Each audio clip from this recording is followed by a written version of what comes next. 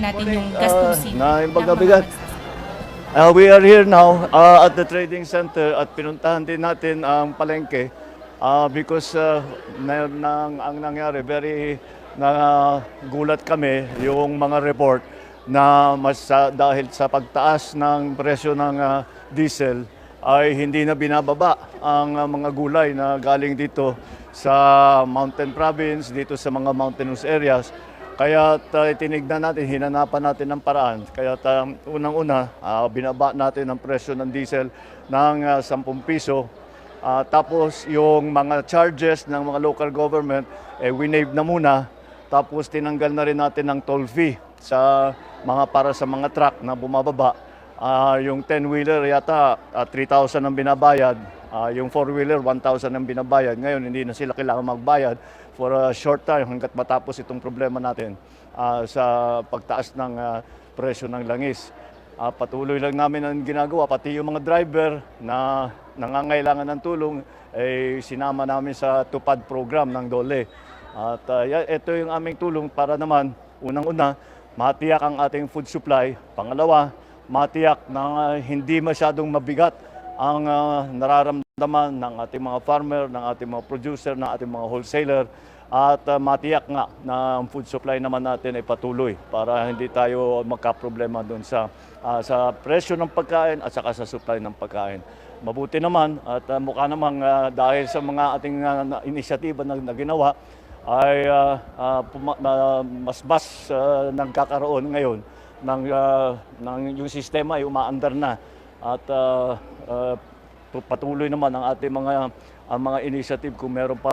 Kaya mabuti at nakausap ko yung mga iba na nagtitinda rito para yung kanilang mga suggestion kung ano sa palagay nilang kailangan pang gawin. Kaya patuloy ang aming pag-aaral at patuloy ang aming pag-monitor para tiyakin na lahat ay makakaramdam ng tulong ng pamahalaan ngayon sa dinadaan natin na problema at sa krisis na naging bunga ng gera sa Middle East. Maraming salamat. Just like Dina. Magandang araw po sa ating lahat. So welcome po sa Benguet Agri-Pinoy Trading Center. So ang mga nakikita po ninyo ngayon dito ay mga naka-display na iba't ibang interventions mula sa ating Department of Agriculture High Value Crops Development Programs. So ang mga interventions po ito ay tulad ng grass cutter, walking type agricultural tractors, mga black nets at iba't ibang klase ng fertilizers tulad ng foliar fertilizer at organic fertilizers. Meron din po tayong mga HDPE pipes, multi-commodity dryers at pump and engine sets with drum. So kabuuan po ang mga interventions na ito ay nagkakahalaga ng 15.4 million at ito po ay ipapamahagi sa ating 45 na farmers cooperatives and associations. Yan, maraming salamat po ma'am. Ma'am, nabanggit niyo po ang high value programs. Ano po ba itong programa na ito? So, ang ating pong High Value Crops Development Program ay isa sa mga regular programs ng Department of Agriculture under the Fields Operations Division. Ayan, nakikita po natin, napapasok na ang ating presidente sa BOPTC. So, sa mga ngayon pa lamang po tumututok, tayo po ay live uli mula sa Benguet Agri-Pinoy Trading Center dito sa La Trinidad, Benguet. So, Ma'am Janice, ano po ba, para mabigyan po ng konteksto ang ating mga manonood, ano po ba, magbigay po kayo ng background lang po ng BOPTC? Yes, so ang BOPTC po ay isa sa 3 na malalaking trading hubs ng highland vegetables dito sa La Trinidad, Benguet. So ito po ay centralized na bagsakan ng ating iba't ibang mga gulay mula sa Benguet, hindi lang sa Benguet, kundi pati rin sa Bauco at parts ng Ifugao, which are the 3 major producing provinces ng highland vegetables. Ma'am, kung dadayo po ang ating mga manonood dito sa BOPTC, ano po ba yung mga pangunahing produkto na ibinebenta dito sa BOPTC, ma'am? Yes, so actually madami pong makikita ng mga gulay dito, So marami dito tulad ng repolyo, carrots, mga potato, letsugas, broccoli, Chinese cabbage o pechay, at iba't ibang assorted din na mga gulay. So meron din tayong mga in-peak season na mga crops tulad ng strawberry na ngayon ay marami na rin po dito sa ating trading center. Ma'am, base po sa inyong mga datos, saan po ba kadalasang dinadala itong mga produktong ito?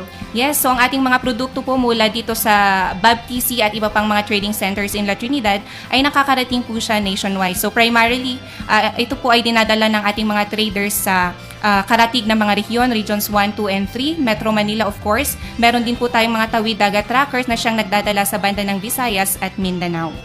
Ma'am, higit po sa lahat, gaano po ba kalaki yung naitutulong ng BABTC sa ating mga lokal na magsasaka? Ma'am, napapadali po ba nito yung pagbebenta nila o pagpapalawak ng kanilang merkado? Yes po, actually ma'am, kasi ito ay centralized na nagbagsakan ng mga gulay. At least kung idadala na lang dito ng ating mga farmers ang kanilang mga gulay, dito na rin po ang trading, dito na po lahat mangyayari yung mga marketing activities. So hindi na po sila individual na maghahanap ng kanilang sariling buyer, ipupunta na lang po nila dito at meron na po silang mga buyers. At meron na rin po tayong mga market facilitators na mag-a-assist sa kanila. So actually po sa datos ng ating BABTC, annually po, the BABTC moves 165,000 metric tons of agricultural produce and it is valued at about 64 billion pesos o kaya 17 million pesos daily. Ma'am, dahil nga po apektado tayo itong mga ng pagtaas ng presyo ng crudo dito sa ating bansa dahil nga sa sigalot ng Middle East, ano po ba yung mga hakbang na ginagawa ng ating pamahalaan para po matulungan natin itong mga magsasaka tulad po ng mga nasa BABTC? Yes po. So on the part po of the Department of Agriculture, in-intensify po natin ang ating Kadiwa ng Pangulo programs and activities tulad ng Kadiwan Wheels, at mga trade fairs at iba pa para sa gayon ay makapagbigay tayo ng further assistance sa ating mga farmers tulad ng howling, ng transport assistance kung saan kinukuha natin mismo sa kanilang farms ang kanilang mga produkto at dinadala sa trading center tulad ng BABTC o kaya naman ay sa kanilang identified market destinations sa ibang rehiyon. So as of April 14 po, the Department of Agriculture has already facilitated yung howling at saka marketing ng different na agricultural produce of about 27 metric tons at ito po ay nagkakahalaga ng about 1.6 million pesos. So meron pa po tayong mga madaming schedules ng Kadiwa activities in the coming weeks. Para po sa gayon ay tuloy-tuloy nating matulungan ang ating mga magsasaka dito sa Benguet at mga karatig probinsya. Ma'am, siguro balik lang tayo. Paano po ba natin itong BABTC tutulungan yung mga magsasaka na mas mapadali po yung pag-transfer ng produkto nila mula dito sa BABTC hanggang sa kanilang hanggang sa kung saan mang lugar ito pwedeng mabenta? Yes, ma'am. So dito po kasi sa Benguet Agri-Pinoy Trading Centers, meron na po tayong mga market facilitators na siyang per commodity na rin siya. May iba't iba siyang mga spot areas. So iyon ay meron tayong mga market facilitators na siyang nag-a-assist sa ating mga farmers mismo. So dadalhin na lang po nilang kanilang mga produkto dito at magaganap na yung trading activities natin. So ito daily base sa datos ng BABTC ay meron tayong at least 110 farmers na araw-araw ay pumupunta dito para sa gayon ay dalhin ang kanilang mga produkto at yung mga buyers naman po natin sila na po ang bahala na magdala ng mga ito sa iba't ibang lugar. Ma'am, paano ito nakakatulong sa paglikha po ng mga trabaho at kita dito sa ating mga lokal na magsasaka? Yes, ma'am. Actually po itong BABTC since na-start po siya nung before pandemic pa. Nagkaroon na po siya ng job generation. So, kung makikita po natin sa dinadaanan nila ngayon, marami po tayong mga stalls at yan po ay nabigyan sila ng mga stable na mga jobs. So, base po sa datos ng ating BABTC, hindi bababa sa 700 ang na-generate na jobs at nagkaroon ng trabaho dito sa BABTC simula nung ito ay itinatayo at na-establish. Ayan po. Siguro last na lang po, ma'am. Ano po yung naging papel ng logistic support sa pagdadala po nito ng mga ani ng ating mga Cordillera sa merkado? Yes po. Actually, malaki talaga ang nagagawa ng ating logistics support. Dahil kung wala tayong logistics support, medyo mahihirapan tayo na malink yung marketing ng products ng mga farmers doon sa ating mga consumers na usually ay nasa mga urban areas, nasa mga big markets tulad ng National Capital Region at sa Visayas at Mindanao. So, through the logistics support, yung mga trackers natin, and even po yung pinoprovide ng Department of Agriculture, mas napapabilis natin, nababawasan din natin yung gastos. Ayan.